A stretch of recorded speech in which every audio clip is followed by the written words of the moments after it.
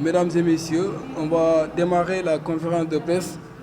Je pense qu'on va démarrer d'abord par la présentation des membres qui sont là devant vous. Donc, comme on vous l'a annoncé tout à l'heure, je me nomme Boubacar Diaban, connu sur Tchekos. Donc, je vais passer le micro à...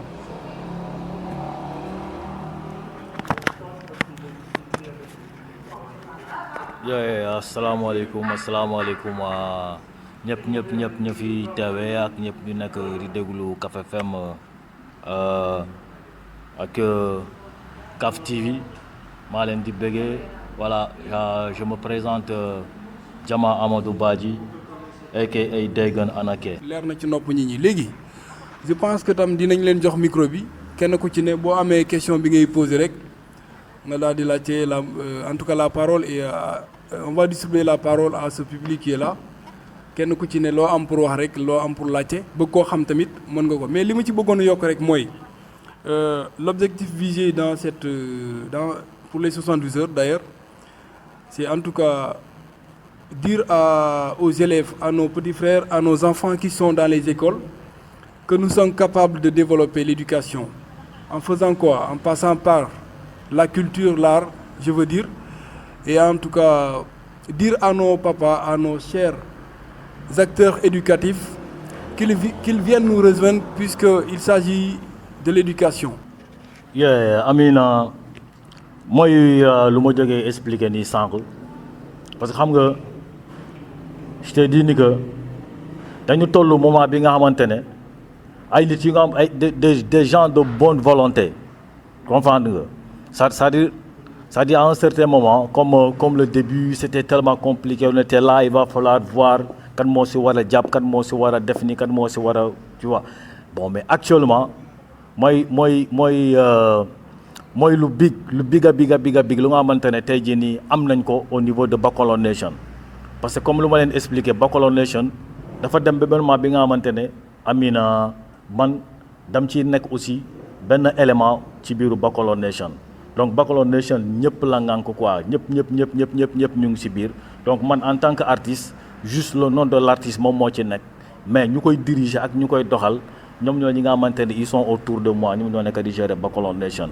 donc yàlla def mooy lu ma leen wax ku mel ni Karamo tey jii nii il est là mooy sama manager donc l'événement bu ñu ñëwee pour taxaw ci événement wu Bacolor Nation il n'a pas hésité pour moom mu dugal ci xaalisam ci li nga xamante ne loolu la ñu nekk di def donc au niveau de la Gambie je suis avec lui moom moo ma récupéré fii yóbbu ma dem toog ci moom et qu'il est prêt à financer def ci li nga xamante ne loolu moo nekk sama musique donc pour vous dire ni que voilà art bi nii dafa di loo xamante ne dafa yaatuwaay bu nga xamante ne c'est pas dire ni que voilà quoi vu que je suis au Sénégal wala je suis à Kafountine wala je suis en Casamance mooy ni que il faut juste des cases ñoo si war a taxaw waaw ok waaw pour revenir encore lu may expliquer mooy lu ma doon tënk si Bacolor Nation bi parce que nee naa leen Bacolor Nation du sama mbir man kese waaw Bacolor Nation man je suis membre comme ñëpp ñi nga xamante ne ñu ngi siy jàpp ñëpp ñi nga xamante ne ñu ngi nekk si bureau bi ak ñëpp ñi nga xamante ne de loin ñu ngi soutenir mission bi donc si mission bu ñu nekk nii doon nañu ba ñu taxaw pour def 60. comme ni ma ko waxee rek Degen dafa changer staff parce que dafa xool ñi nga xamante ne doy nañ ko si te mën nañu seen liggéey ci liñ leen dénk mu ñëw teg ñu si ñu nekk di liggéey ak moom concernant papier de reconnaissance juridique boobu nee na la tey jii Bacolor Nation yàgg na mais tey boo bëggee avancer da ngay xool ñi nga xamante ne ni maanaam seen xam-xam màcc na si wàll mi nga dénk leen liggéey boobu noonu donc la première des choses loo xamante ne def nañ ko ci Degen ba mu ñu wooye impliqué ñu si li ñu njëkk a def mooy reconnaissance boobu noonu juridique bi parce que xam nañ ne loolu mooy li war a njëkk parce que loolu boo ko amul tey donte di nga mën a def yenn activités yi mais am na activités yoo xamante ne doo ko mën a def parce que ay erreur mën na la ci fekk yoon mën na la teg ay daan donc ñun loolu am nañu conscience ci loolu noonu moo tax liñ man mii nga xamante ne man maa chargé ci wàllum administration maa ngi dox ci loolu déposé naa tous les papiers qu'il faut au niveau de la gouvernance régionale léegi dama nekk di xaar pour ñu rappeler ma mën ma jox lii di récépissé bi waaw léegi damay dellu si waat tuuti si question bi nga posé woon sànq déggeen ci nu muy amee xaalis ak fa lay jëlee xaalis waaw parce que loolu comme ni ñu ko waxee rek yaakaar naa population yi ñoom ñoo war a nekk suñu première aide financière yooyu noonu parce que tey ñun lépp lu ñu def defuñu ko pour ñun mais dañ koy def pour population bi donc am nañu yaakaar ni que ñoom dinañu accompagner ci liggéey bi tamit am nañu xam-xam boo xamante ne dinañu mën a xool comment attirer ñi nga xam ne ñoom ñooy les ONG yi nga xam ne ils travaillent dans ce sens ñu mën ñoo liggéey ak ñun ci collaboration wala partenariat su ko defee ñu mën a gën ñoo mën a jox doole bi boo xamante ne ci la ñu mën a atteindre suñuy objectif daal. waaw sa laajte bi am na solo trop loolu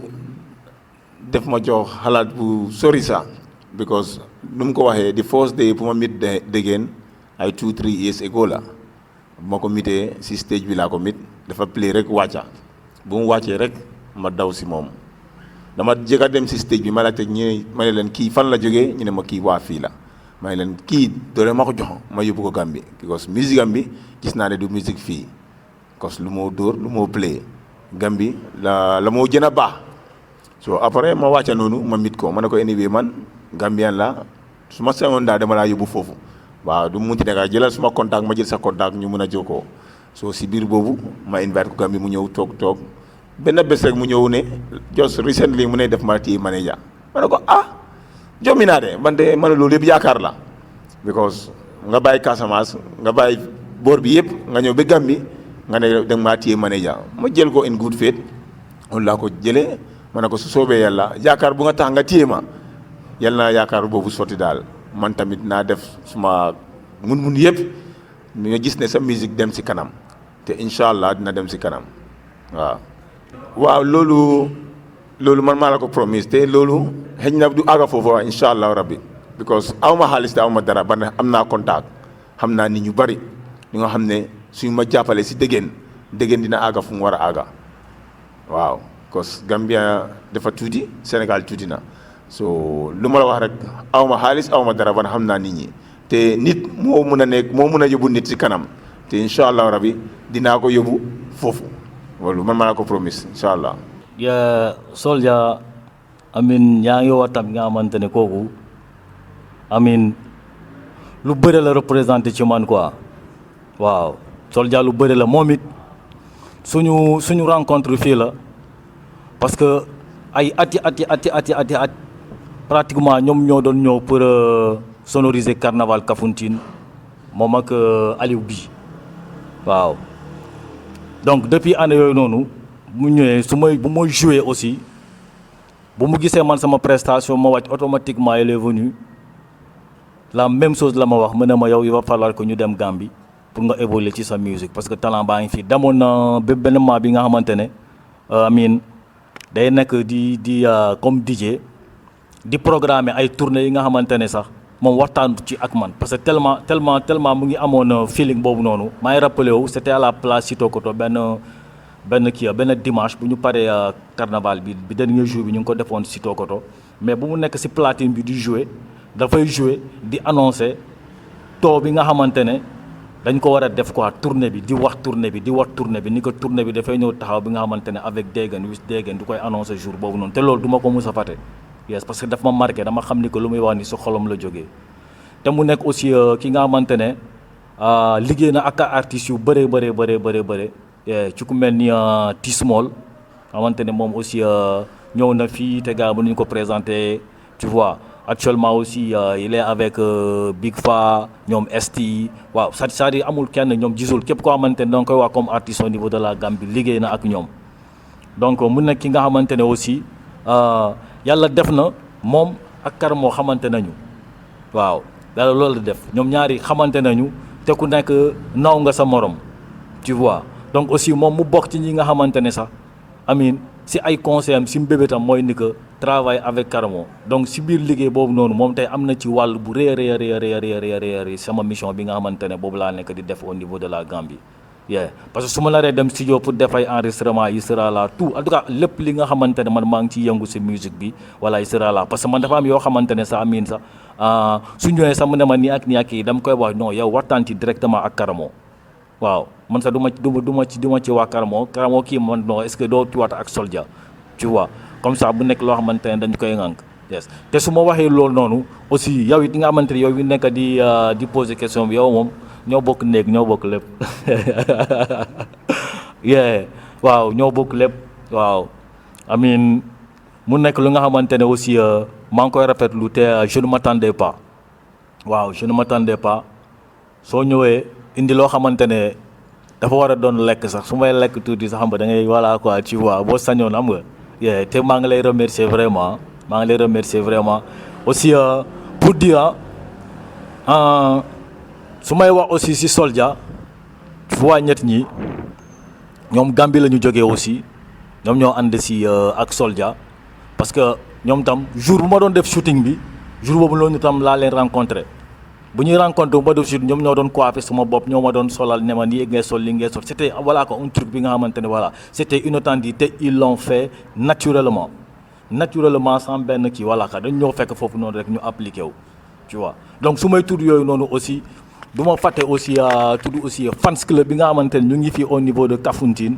voilà amin maa ngi xaw a déborder question bi quoi mais voilà pour mun a xam nga affaire yi gën a gàtt quoi xam nga waaw expliquer loolu fans club bu nekk au niveau de Kafountine staff bi ñu nekk di jàpp ci mission bi aussi maa ngi leen di remercier au fond de mon cœur yes pour dire ni que voilà kontaan naa ci trop am na ci ay éléments yoo xamante ne tey jii nii ku mel ni Tchekos tu vois il est là de près xam nga mu doon koo xamante ne moom avant musique laa doon link ak moom donc du tey donc loolu moo tax moom aussi c'était tellement naturel xam nga rek suñu connexion dafa naturel quoi comprendre nga dem ba moom it je l'ai pas interpellé waaw moom it dama doon def ay prestations ma wàcc balaa may xam ni que c'est le frère ak Karamo musuma woon xam loolu mais dama doon wàcc ay prestations dama ko ràññewoon nii su ma wàccee concert noo def balaa may dem mu am loo xamante ne daf koy dugal sama poche ne ma am di sa affaire boo xamante ne mooy loolu donc du coup buy ñëw pour def événement bi tak au même moment c'est lui-même qui m'a proposé ne ma il va falloir que automatiquement ñu créer benn comité bu nga xamante ne boobu mooy piloté Bacolon Urban Art bu ñuy ñëw def tu vois donc loolu moo tax ma ne maa ngi remercier ñëpp di remercier ñëpp ñi nga xamante ne voilà quoi ñu ngi jàpp ci mission bi et sans pour autant oublier aussi suma chérie sama jabar yes moom it voilà quoi am na ci wàllu bu rëy sama conseil la voilà waaw everything tu vois donc vraiment maa ngi remercier ñëpp quoi maa ngi remercier ñëpp ñi nga xamante ne ñu ngi jàpp ci événement bi quoi vraiment je remercie tout le monde quoi suma grand bi Janko Jemme tu vois ils sont là gars yi xam nga yes dañu bëri quoi su ma limee rek damay juum quoi yes c'est suma carrière album pas encore amaguma album just benn mixtape laa génne waaw benn mixtape laa génne bu tudd Prélude boobu laa jot a génne donc instant yi nii mooy projet bi nga xamante ne moom mooy ñëw taxaw incha allah mooy EP bi waaw donc EP bi moo nekk projet bu xamante ne projet bu gën a gàtt boo xamante ne déjà commencé nañu enregistrement yi ñu ngi door donc après l'événement dañuy jëkkali enregistrement yi tak ñu jàpp date sortie bi buñ ci paree ñu engagé album bi incha allah. Okay. On the side of the album, bu nga wax ni dëgg la amagut album bante we working on it ñu ngi see liggéey bu baax because Soldier fu mu nekk moom toogut every day he's pushing up so boobu ñu ngi liggéey incha allah December nañ def album launching waaw balaa December dina fekk pare nañ ci album bi te dinañ def album launching bi December dégg nga journaliste. ok maa ngi nuyu ñëpp ku nekk turam santam en fait comme nu nga ko waxee premier staff bi nekkoon na fii mais man fekkewu ma ko mais tey laa mun a wax staff bu ma fekkee man lu ma mun a tontu ci sa wax bi mooy nit ñi ñooy xool ñëw jàpp ci parce que déggeen suñu artiste la man je me suis donné à fond parce que dama ko bëgg ci sama biir xol lépp lu may def xaar ma kenn gars yi mën nañu ma seede ñu may liggéeyal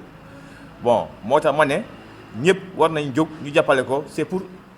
la commune de Kafountine en premier lieu balaa ñu ne même Gambiens yi balaa ñu ne Gambiens yi bu ñu nee Dégène dañuy ne Kafountine bu ñu nee Dégène même Gambiens yi bu ñu ko taxee tey mu dem Europe mais balaa ñuy ne Gambie dañuy ne Kafountine la jógee kon moo tax may joxewu sama bopp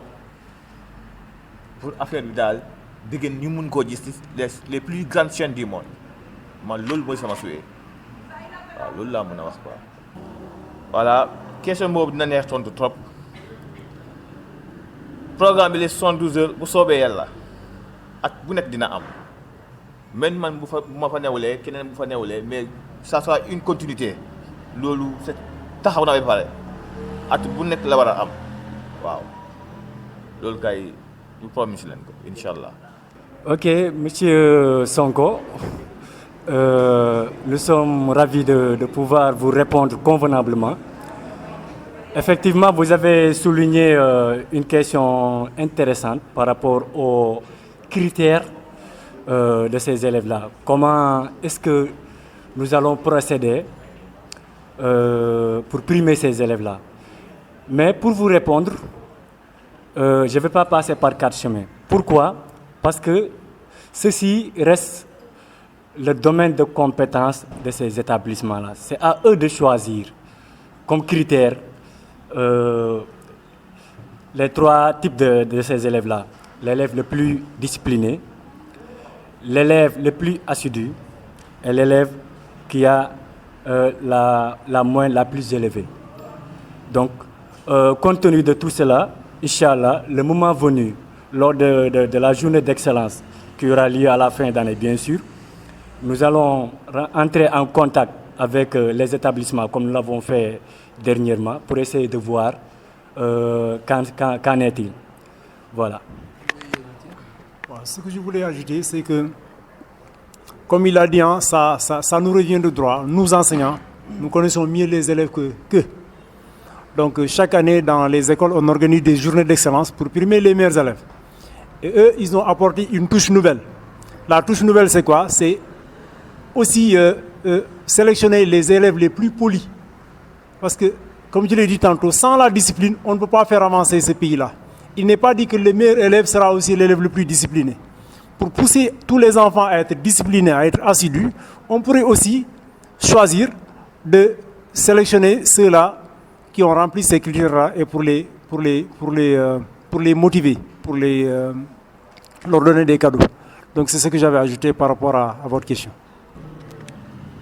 Ok, bon, mon nom est Tontu Touti. Monsieur le maire, comme nous l'avons dit, j'étais le premier, man, Aïcha, et moi, nous avons volé avec quelqu'un. On était les premiers pour rencontrer. Vous nous rencontré, il nous a dit que il est à 100% dans le programme. Moi, encore, on l'informe de tout ce que nous fait. C'est ce que nous avons. Mais du côté administratif, Boga, mais pour le rencontrer, on l'a rencontré. Ay kaddu yu neex lañu dégg ci moom. ok sa tontu baax na trop xam nga projet bu nekk fa nga am fu nga dooree so suñ first target bi mooy students yi so su soobee yàlla dañ bëgg a commencer si xale yi first so suñ jógee foofu nañ dem because students yi tamit si commune bi lañ bokka man de duñ mën a ñëw rek laal fii laal fale fa ñu am project first suñ project bi daal first project bi mooy élèves yi suñ jógee foofu incha allah rabi nañ ko def beneen côté tamit waaw. ok yeah I mean am nga tey comme lu may wax mooy musique man su ma koy def du doon li nga xamante ne dafay tënku juste voilà quoi si Bacolor Nation kese wala dafay tënku si Dégane kese. Tu vois man sama vision mooy ni que tey jii nii lépp li nga xamante ne dafay ŋànk musique urbaine na dox na gën a yéeg gars yi déggu ñëpp ñi nga xamante ne ñu ngi si gars yi dégg leen au niveau international. donc loolu noonu bu naree am il va falloir que toujours mu am benn complicité bu nekk ak nit ñi muy am ay collaboration et beaucoup de trucs te pour dire ni que si ay fan yi néew may amee benn featuring bi nga xamante ne maa ngi koy waaj avec waa Black Family waxtaan nañ ci voilà donc du coup pour dire ni que en fait loolu mooy mission bi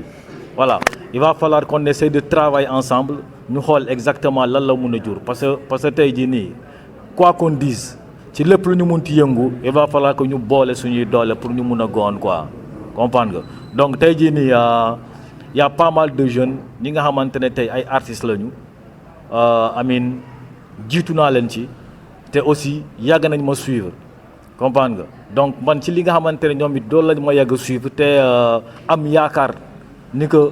war naa leen mun a indil li nga xamante ne aussi ñoom ci seen musique dinañ ci gis seen i bopp je ne vais même pas hésiter pour le faire quoi parce que man je vois que loolu dafa bokk ci sama mission te bu soobee noonu la fay demee quoi collabo yi dañuy am anytime parce que ku ñëwoon programme bu ñu defoon la dernière fois Albadar j'étais là-bas ak ñëpp ci biir programme bi voilà ñëpp a jaar def benn open mic bi nga xamante ne voilà ku nekk da ngay ñëw nga wane sa bopp te loolu noonu mooy wane familiarité bi quoi parce que nous sommes une famille quoi ñoom kay gaa dem leen di rëkk waaw gars yi nañu xam ni ko xolal dafay mel ni kii mooy courant bi nga xamante ne mooy bëgg na am doole xam nga waaw benn force dëgg mooy ñëw di rëkk gars yi quoi kon nañu préparer ñu xam ni ko du yomb parce que comme lu ma la wax xam nga j'ai eu un moment bi nga xamante ne defoon naa benn stand-by bi nga xamante ne stand-by yu liggéey la yes parce que aussi on a beaucoup bossé te bu soobee yàlla si ay fan yi néew rek le 28 bii nii di ñëw rek les gars yi découvriront xam nga voilà quoi nu tuuti dinañ am loo xamante ne voilà quoi benn affaire bu ndaw ci li nga xamante ne loolu moo nekk di ñëw donc le 28 lañ leen ko may donc loolu moo tax ñu ngi def appel na ñëpp ñëw le 28 février au Black and White ñu def concert bi rencontré wu fi gars yi xam exactement lan laa indi li nga xamante ne lu bees takk pour événement bi. voilà donc mooy loolu na gaa yi ñëw rek gaa yi bu ñëwee rek waaw nañu am lu bëree.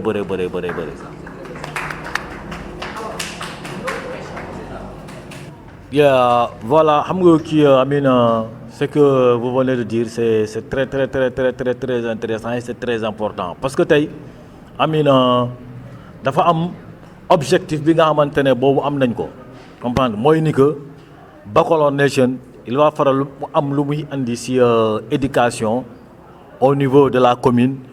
au niveau du département au niveau de la région et au niveau national fa la ñuy bëgg a viser comprendre nga donc tey jii nii vu que defoon nañ ko on l'avait fait lu primer les élèves voilà quoi une façon de les motiver ci seen jàng comprendre donc lii nii encore dañu bëgg a ñëwaat encore andiwaat loolu noonu mooy ni que il va falloir aussi voir comment primer ces élèves encore pour motiver leen ci jàng bi comprendre nga léegi ci biir motivation yooyu noonu ñun aussi on va voir par rapport ak ay moyens nga xamante ni yooyu la ñu am comment faire pour dox li nga xamante ne comme li nga jógee wax nii parce que lii nii mooy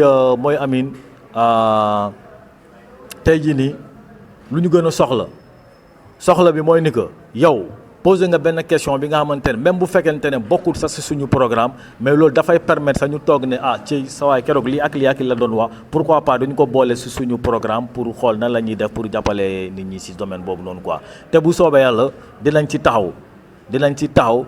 moyen bu taxawee rek on ne va même pas hésiter pour le faire yes et tu as parfaitement raison te bu soobee yàlla dinañ ci taxaw waaw nañu xool nu ñu koy gérer. Oui, je vais revenir un tout petit peu à la question de Sonko. Monsieur Sonko, sachez que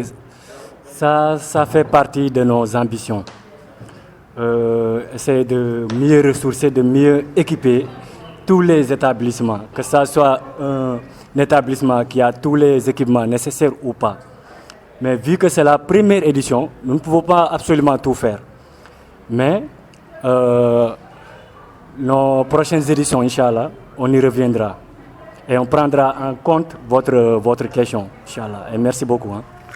Yeah, so mooy li nga wax ni par rapport vieux sama carrière mooy yéene bi nga xamante ne te ni nga ko waxee di la naan amin waaw ndax yéene bu rafet la tollu beneen niveau international donc loolu noonu dafa di loo xamante ne va falloir que mu percuter xam nga mu percuter carrément si gox bi si ñi nga xamante ñoo ñu ngi ciy jàpp parce que au fait nit moom comme bu dara xewul wala amin moment bi nga xamante ne man personnellement je suis dans le besoin bi nga xamante ne voilà il va falloir que mu am ñoo xamante ne dañuy jàpp ci sama carrière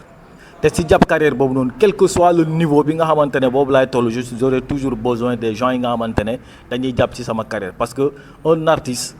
n'espère même pas ni que voilà quoi di nga mën a percer sans pour autant nga am benn derrière bi nga xamante ne voilà ils seront là pour bosser avec toi comprendre nga donc tey jii nii man par rapport ak sama carrière amin dafa am lu bëri loolu moo nekk samay rêve tu vois donc sama rêve yooyu noonu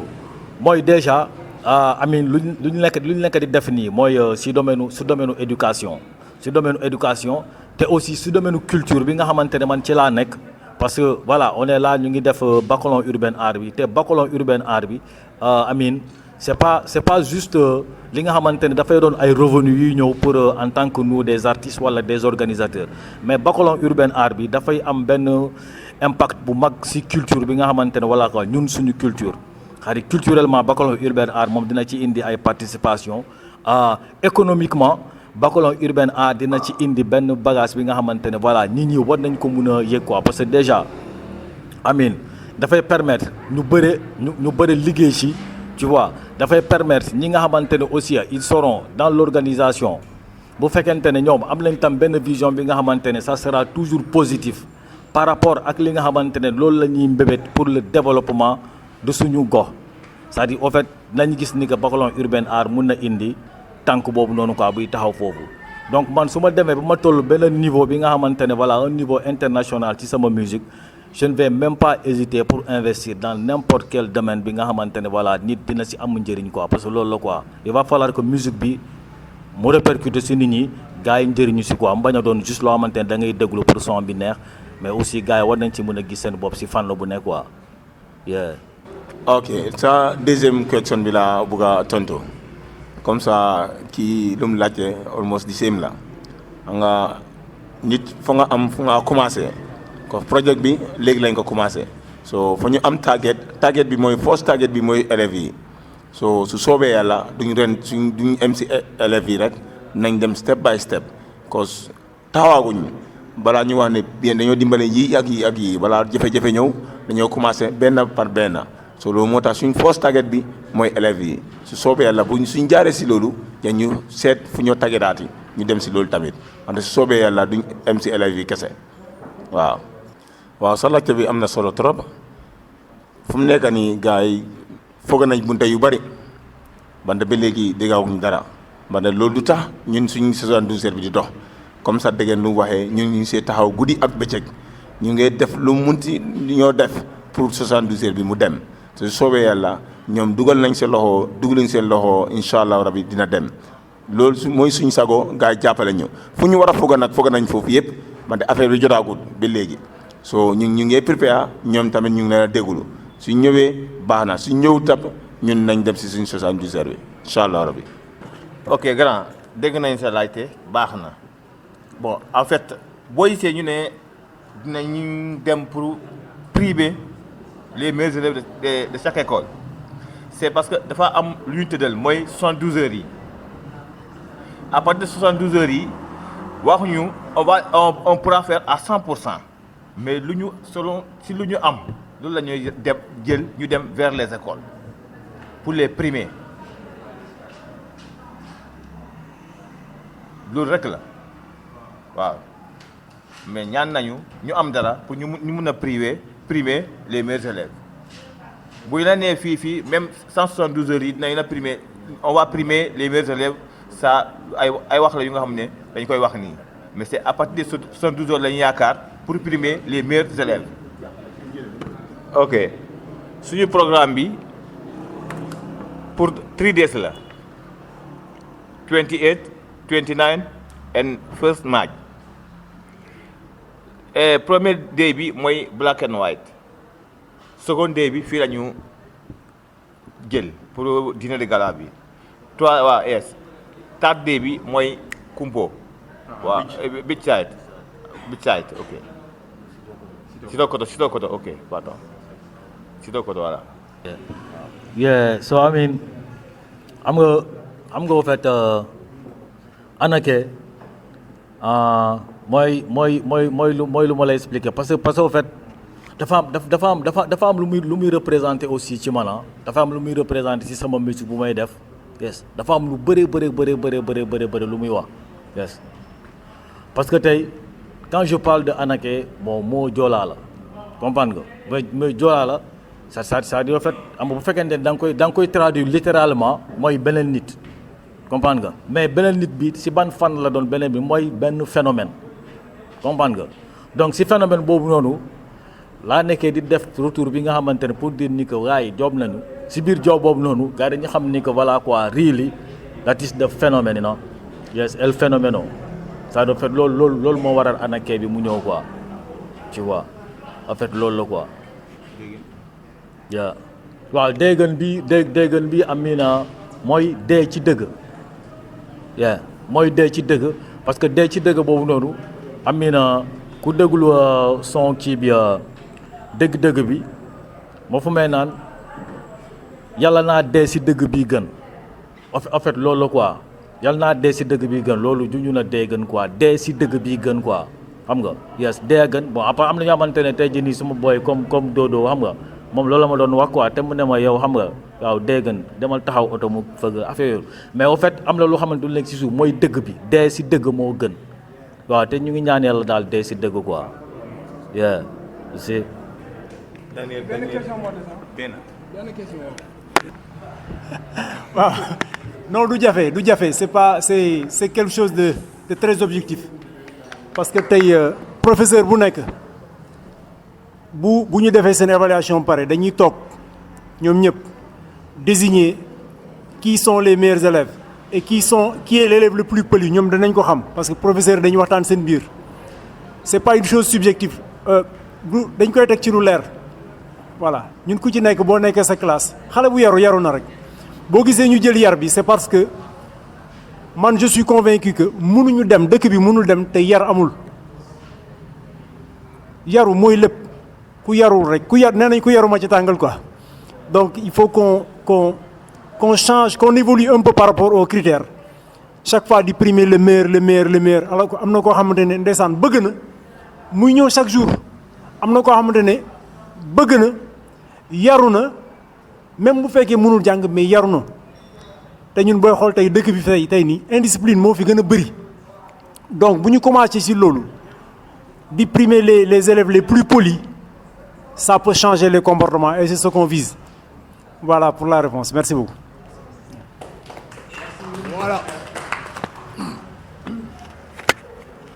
Voilà donc je pense que fii la ñuy yem mais avant may tëj d'abord je pense que damay remercier le public qui a effectué le déplacement